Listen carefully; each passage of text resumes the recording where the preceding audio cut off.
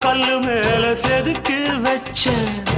கவிதை இந்த நேசம் இப்பிறப்பும்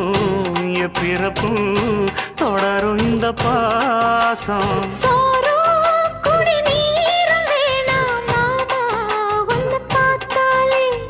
ஆரும் பசியாரும் தானாச